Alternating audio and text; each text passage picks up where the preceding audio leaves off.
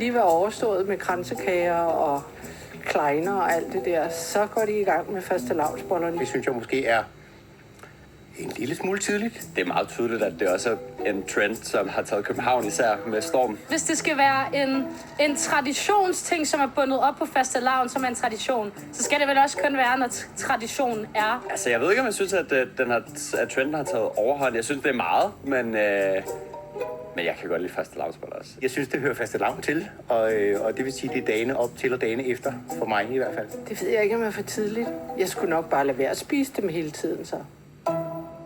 Det er så typisk. Ja, januar er for nogen lige med nytårsforsætter og slankekurer og hvid januar. Men for andre så betyder det også et gensyn med dem der, altså fastelavnsbollerne, nemlig de her savnomspundne boller fyldt med creme, som i øvrigt koster en formue. Og det store spørgsmål er jo så, altså vi er jo lige på den anden side. Jamen, jeg ved godt, du er lidt sur over. Jeg er ikke sur, men vi stiller spørgsmålet. Er det for tidligt? Ja, det er det. Er det lige til tiden? Nej, det er for tidligt. Kan vi i virkeligheden aldrig få nok? Åbenbart ikke. Af den her bløde bolle, og tak for i aften. Ja, den historie, er det ikke bare der, vi er? Jo, den bider vi til bolle på, den her historie. Det kan jeg mærke, det gør vi sammen med dig, Judith Kvist. Du er direktør i Madkulturen.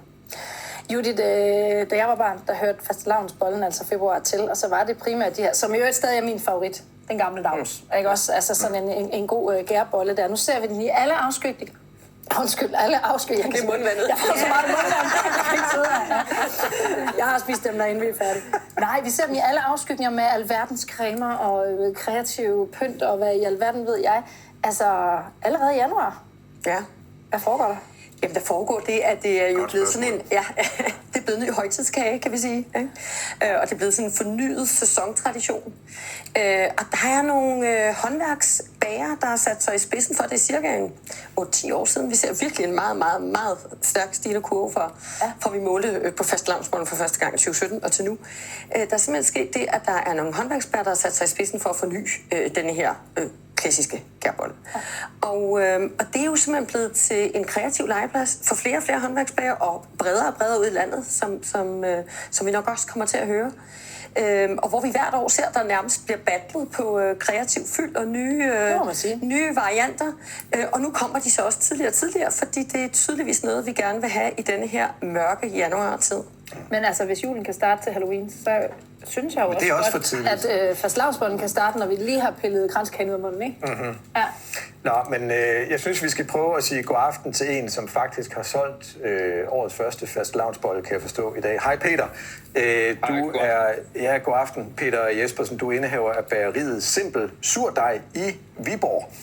Og jeg kan forstå, I har lagt i ovnen til det helt store bag fastelavnsbolle halløj over ved jer, og har solgt de første i dag. Er det korrekt? Det er rigtigt. Hvordan er det gået? Vi er jo faktisk startet sent i forhold til mange andre, men det er gået fint. Folk de kunne godt huske os her efter ferien, og vi startede ud med fastelavnsboller, så det var super godt. Ja. Og når du siger sent, så har jeg jo faktisk også hørt rygter allerede fra 2. januar. Det er det første, jeg har hørt. 200 fastelavnsboller, synes jeg, du sagde til mig tidligere, at jeg har langet over disken i dag.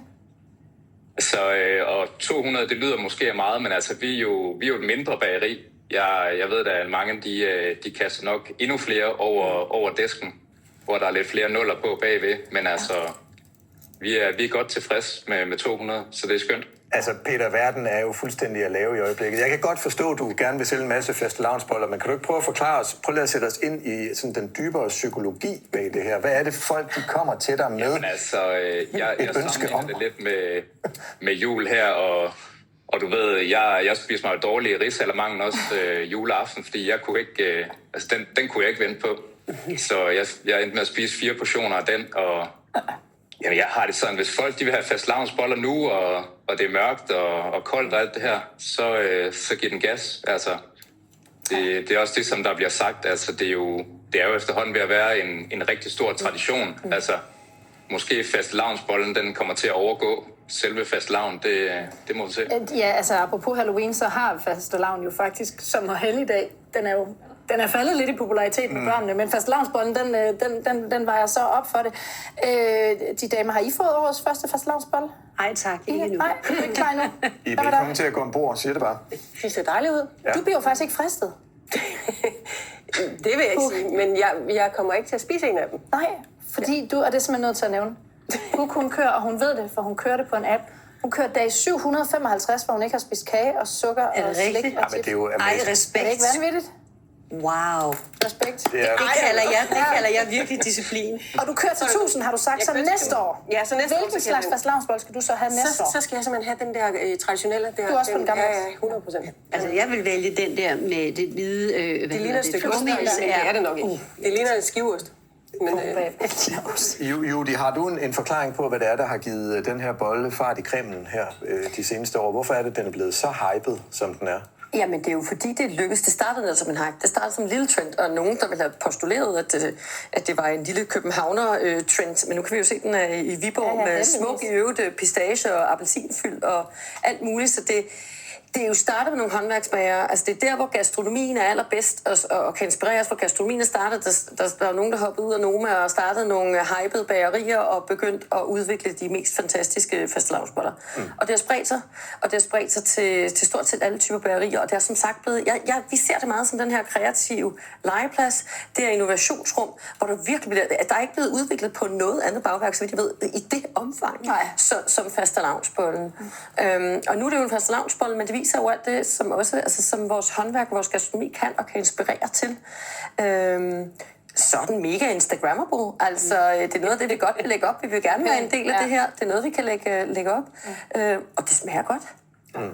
Ikke at forglemme.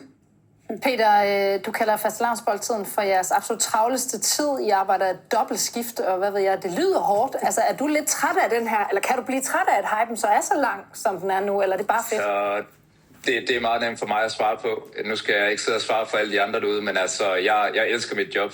Jeg kommer til at bage croissanter og surdejsbrød fra nu af til verdens ende, så for mig der er det nemt nok. Så, yes. Vi får sms'er ind på stribe også på den her. Niels, han skriver blandt andre, du kan jo også købe chokoladenisser, skumnisser osv.